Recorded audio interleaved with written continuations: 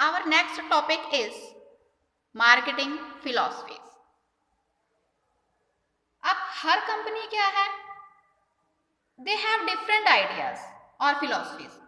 Different companies के different ideas हैं और डिफरेंट फिलोसफीज हैं. उनकी अलग अलग विचारधाराएं हैं सबकी. तो मार्केटिंग फिलोसफी क्या है? It refers to the thinking of an organisation which guides its marketing efforts to achieve the desired objectives. अब हर कंपनी की एक अलग सोच है कि वो अपने ऑर्गेनाइजेशन के ऑब्जेक्टिव्स को अचीव करने के लिए किस तरह के एफर्ट्स करती है. अब ये जो फिलॉसफीज हैं इनमें भी आपकी first is production concept, product concept, selling concept, marketing concept, social marketing concept. अब डिफरेंट कंपनीज हैं, अलग अलग कंपनियां जो हैं क्या अलग अलग विचारधाराएं रखती हैं. ठीक है, तो फर्स्ट हम डिस्कस करेंगे प्रोडक्शन कॉन्सेप्ट को. तो those companies who believe in this philosophy think that if the goods and services are cheap, कि जो इस तरह की सोच रखती हैं, जो प्रोडक्शन कंसेप्ट को फॉलो करती हैं, वो कंपनीज क्या सोचती हैं कि अगर गुड्स और सर्विसेज चीप हैं यानी कि सस्ती हैं and they can be made available at many places, और वो हर जगह पे कई जगह पे अवेलेबल हो जाती हैं कस्टमर को, there can not be any problem regarding sale, तो उनको सेल करने के रिगार्डिंग कोई प्रॉब्लम नहीं आएगी. तो इस तरह के कॉन्सेप्ट वाली कंपनीज का जो मेन फोकस होता है वो क्या होता है? ज़्यादा से ज़्यादा क्वांटिटी बनाना, प्रोडक्शन की लो कॉस्ट रखना, और जो डिस्ट्रीब्यूशन सिस्टम है वो परफेक्ट होना चाहिए कि हर जगह वो सामान अवेलेबल हो जाए. और इनका जो एम होता है प्रॉफिट को मैक्सिमम प्रोडक्शन के थ्रू अर्न करना, profit through maximum production. Then second is product concept. The basis of this thinking is that the customer get attracted towards the products of good quality. अब इस philosophy को मानने वाले जो companies हैं वो अच्छी क्वालिटी का सामान बना के कस्टमर्स को अट्रैक्ट करती हैं. इनका जो मेन फोकस होता है प्रोडक्ट की क्वालिटी की तरफ रहता है कि क्वालिटी बेस्ट होनी चाहिए, सामान तो अपने आप बिकेगा, और ये अच्छी क्वालिटी का प्रोडक्ट प्रोवाइड करवा के प्रॉफिट को अर्न करने के लिए एफर्ट्स करती हैं. Then third is selling concept.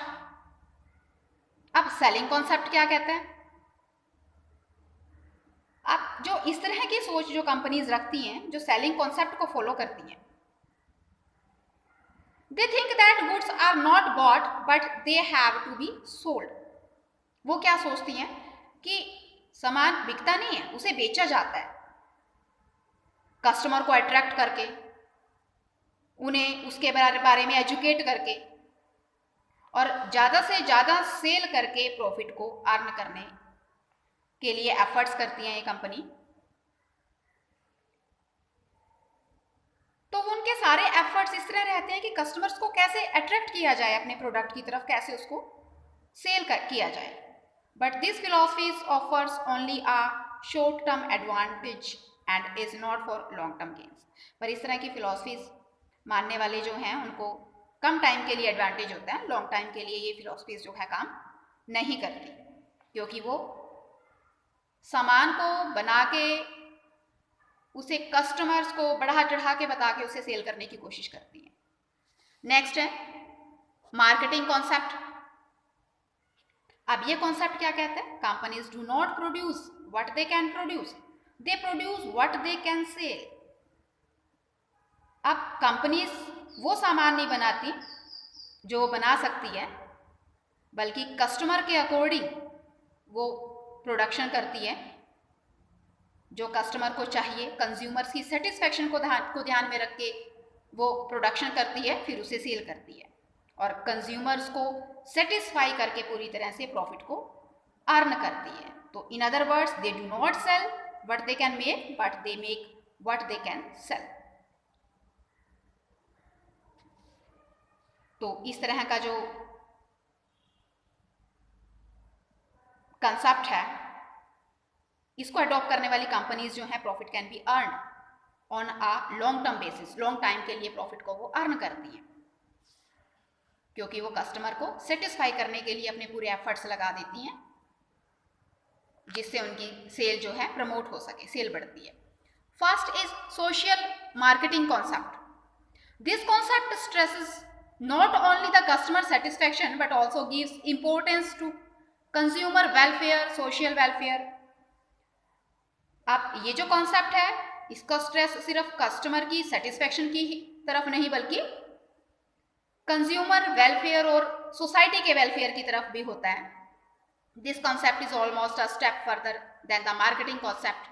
Under this concept it is believed that mere satisfaction of the consumers would not help and the welfare of the whole society has to be kept in mind. कि सिर्फ customer के welfare को ही ध्यान में नहीं रखना चाहिए बल्कि पूरी सोसाइटी के वेलफेयर को ध्यान में रखना चाहिए. इसका मेन फोकस जो है कंज्यूमर वेलफेयर और सोसाइटी के वेलफेयर की तरफ होता है, और ये सोशल वेलफेयर और कंज्यूमर सेटिस्फैक्शन के द्वारा ही प्रॉफिट को अर्न करने के लिए अपने सारे एफर्ट्स लगाती हैं. तो ये हमारी 5 फिलॉसफीज थी.